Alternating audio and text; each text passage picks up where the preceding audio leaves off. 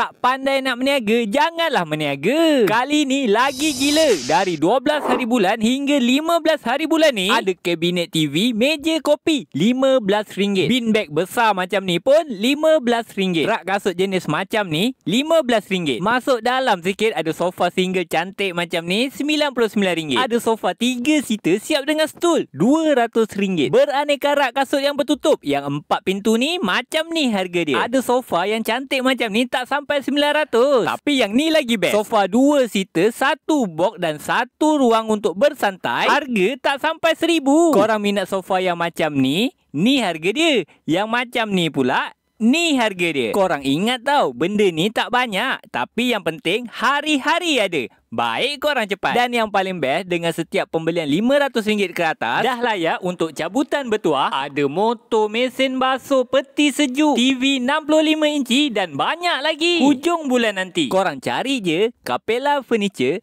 Taman Kota Masai.